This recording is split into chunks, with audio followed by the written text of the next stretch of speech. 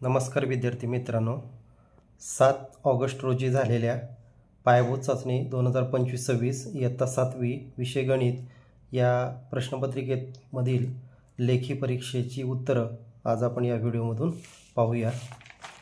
लेखी परीक्षा 50 गुणांची आहे। त्यामध्ये प्रश्न क्रमांक 3 हा आधीच्या इयत्तेवर आधारित आहे। पहिली संख्या अक्षरात लिहायची आहे, त्याचं वाचन 2,44,305 असे होईल। त्यानंतर खाली एक संख्या दिलेली आहे 54,72,706 ही अंकामध्ये याप्रमाणे आपण एकक दशकचे अंक लिहून स्थान लिहू शकतोय। विस्तारित मांडणी करा हा प्रश्न आहे। 6,34,392 याची मांडणी बघा। 6 ची किंमत 6 लाख अधिक 3 ची किंमत 30,000 अधिक 4,000 अधिक 300 अधिक 90 अधिक 2 या पद्धतीनं आपण लिहावी। त्यानंतर प्रश्न ड बेरीज करा, याचे उत्तर 91,398 असे येईल। वजाबाकीचे गणित या बाजूला अशा प्रकारे सोडवलेलं आहे, त्याचं उत्तर 27,728 असे येईल। गुणाकाराचे गणित आहे, 4 अंकी संख्येला 2 अंकी संख्येने गुणणे, याचं उत्तर 1,59,705 हे येईल। भागाकाराचे उत्तर 967ला 12 ने भागिल्यानंतर 80 उत्तर येईल आणि बाकी 7 उरेल।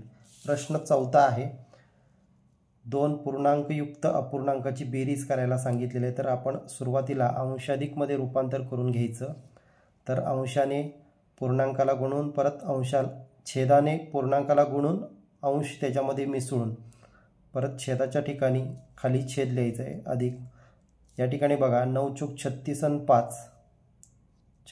5 41 येईल आणि छेद 9 येईल। आणि दुसरं 7 21 21 मध्ये 4 मिसळले 5 म्हणजे 21 आणि 4 25/7 अशा प्रकारे दोन संख्या मिळतील। 41/9 अधिक 25/7।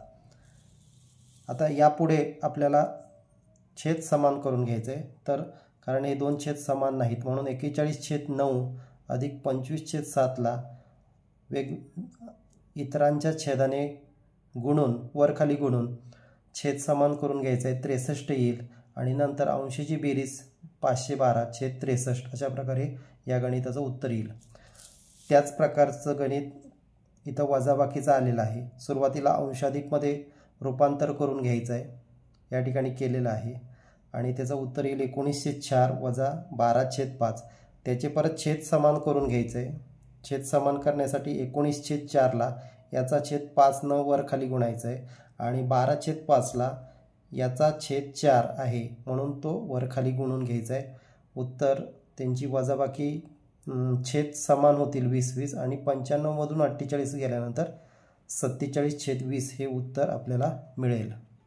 इथे एक शाब्दिक उदाहरण दिलेले आहे। चौरसाकृती रुमाल आहे, त्याची एक बाजू 15.4 आहे, म्हणजे एक बाजू जेवढी असते तेवढीच सर्व बाजू असतात आणि आपल्याला त्या रुमालाला सर्व बाजून लावण्यासाठी किती लेस लागेल हे विचारलेलं आहे। तर परिमिती काढायची आहे। चौरसाची परिमिती 4 बाजू, 4 गुणिले 15.4 करून आपल्याला उत्तर मिळेल 61.6 सेमी। अशा प्रकारे खाली पूर्ण वाक्यामध्ये उत्तर लिहावे। दुसरा एक प्रश्न आहे ड प्रश्न, एका गावामध्ये 55.4 मिमी पाऊस पडलाय, दुसऱ्या गावात 66.3 मिमी पाऊस पडलाय, तर कितीचा फरक आहे। फरक म्हणजे आपल्याला वजाबाकी करायचं आहे। मग जास्त जिथं पाऊस पडलाय दुसऱ्या गावात जास्त पाऊस पडलाय ती संख्या वर लिहिली, त्याच्याखाली पहिल्या गावातला पाऊस लिहिलाय, वजाबाकी केली आणि फरक आपल्याला दोन गावातील पावसाचा फरक 10.9 मिमीचा आहे हे आपल्याला उत्तर लिहायचं आहे। प्रश्न पाचवा, अनुष्काजवळ काही फुलं आहेत, त्यापैकी 9व्या भागाइतकी फुले प्रत्येक माळेसाठी वापरली। प्रत्येक माळेत 8 फुलं आहेत, तर तिच्याकडे किती फुलं आहेत। तर इथं बघा प्रत्येक माळेसाठी एकूण फुलांच्या 1/9 भाग फुले वापरली आहेत असं सांगितलेलं आहे। एकूण फुलांचा 1/9 भाग म्हणजे 8 फुले असं येणार आहे, कारण प्रत्येक माळेमध्ये 8 फुलं आहेत आणि तेवढंच 8 फुले जी आहेत ती 1/9 भागा एवढी आहेत, म्हणून 8 माळा, प्रत्येक माळेत 8 फुलं आहेत आणि माळांची संख्या 9 येईल, एकूण फुले 72 येतील। अनुष्काजवळ एकूण फुले 72 होईल। हे पडताळा करून आपण पाहू शकतोय एकूण फुले 72 त्याचा 9वा भाग म्हणजे 9 8 72 म्हणजे इथं प्रत्येक माळेत 8 फुले येतात, हे आपलं सिद्ध होतंय। प्रथमेशचं वय आणि आईचं वय याचं एक गणित दिलेलं आहे. आईचे वय आपण x मानूया आणि प्रथमेशचे वय त्याच्यापेक्षा आईपेक्षा 20 वर्षांनी प्रथमेश लहान आहे म्हणजे x - 20 करायचं आहे. दोघांच्या वयाची बेरीज इथं दिलेलं आहे 64. मग बेरीज अशी करूया, x हे आईचं वय आणि प्रथमेशचं वय x - 20.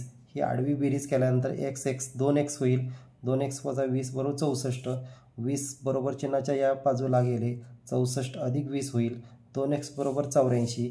म्हणून xची किंमत 84/2 42 हे आईचं वय मिळेल आणि प्रथमेशचं वय 42 मधून 20 वजा केल्यानंतर 22 वर्ष मिळतील.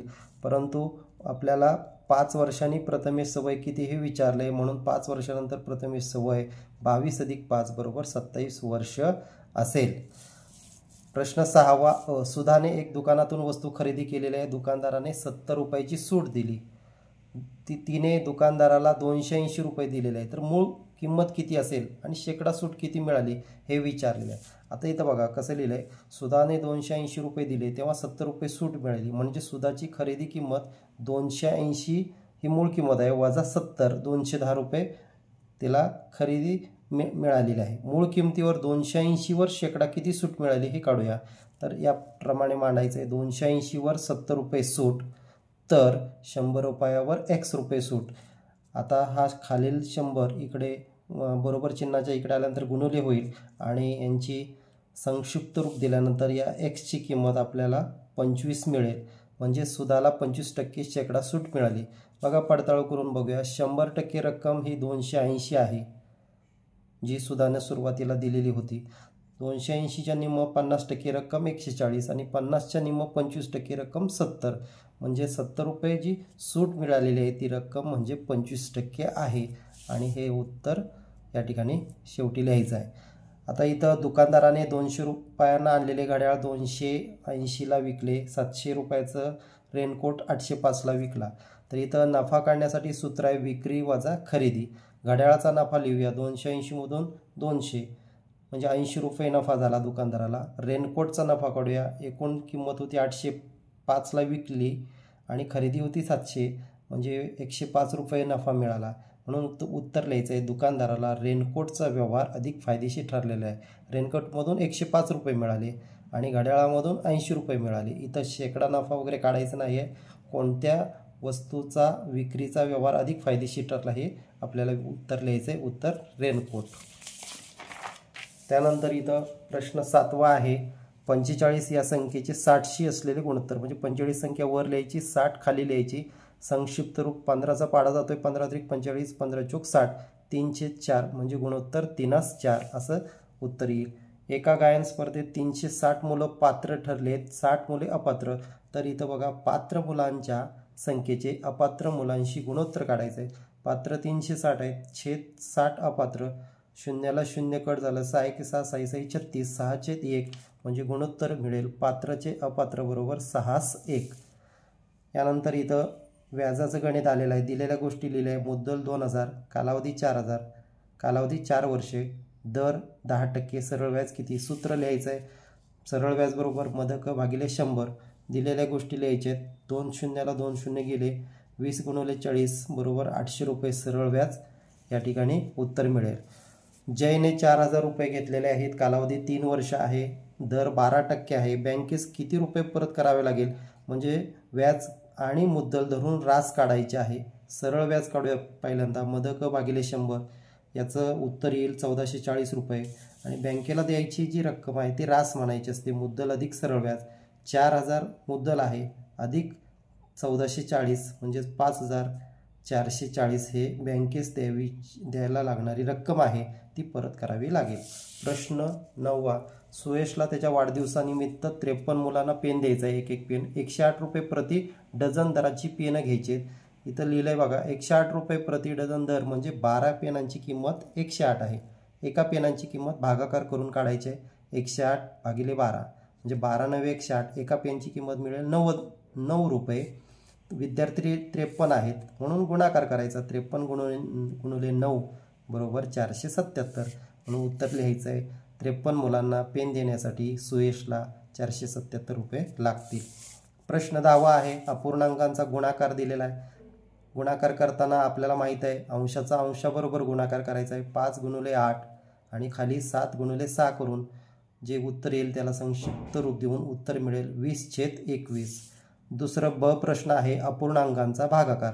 अपूर्णांकाचा भागाकाराचा नियम आहे की त्या अपूर्णांकाला त्याच्या व्यस्त संख्येने गुणायचं असतं. गुणुले 9/6चं उलटं करून 6/9 लिहून आपल्याला गुणाकार करून घेतल्यानंतर 270/63 अशा प्रकारे उत्तर मिळेल. या ठिकाणी शेवटचा प्रश्न आहे. स्तंभालेख काढायचा आहे. रोपं आणलेली होती, विकली गेली आणि शिल्लक राहिलेल्या फळझाडांच्या रोपांची संख्या इथं दिलेली आहे. तर या ठिकाणी बघा आपल्याला हा खाली एक्स अक्ष काढायचा आहे, उभा वाय अक्ष काढायचा आहे आणि इथं कोपऱ्यावर आपल्याला प्रमाण लिहायचं आहे. वाय अक्षावर 1 सेमी बरोबर 10 रोपे, म्हणजेच 10, 20, 30 असं 1 सेमीवर आपण 100 सेमीपर्यंत खुणा करून घेतल्या. आंब्याची संख्या 20 आहे म्हणून आपण इथं वाय अक्षावर 20पर्यंत उंची घेतली. चिकूची रोपे 40 शिल्लक राहिली. 60 आहेत पेरू, फणस 20 आणि डाळिंबाची सर्वात जास्त रोपे शिल्लक राहिली ती 70 आहेत. अशा प्रकारचा हा सोपा स्तंभालेख या ठिकाणी आपण पेन्सिलने विद्यार्थ्यांनी काढायचा आहे. अशा प्रकारे इयत्ता 7वी गणितची सर्व उत्तरं लिहून दाखवलेली आहेत. तोंडी प्रश्न सोपे आहेत. कोणताही कोन काढून तो दुभागायला विद्यार्थ्यांना सांगायचा आहे आणि दुभागलेल्या कोनाचे माप हे त्याच्या निम्मे मिळेल. इथं सममिती अक्ष कोणतीही आकृती काढून सममिती अक्ष किती येतात हे विद्यार्थ्यांना काढायला सांगायचं आहे आणि जास्तीत जास्त किती सममिती अक्ष हे तोंडी विचारायचं आहे. व्हिडिओ आवडल्यास शेअर करा, लाईक करा, चॅनल सबस्क्राईब करा. धन्यवाद.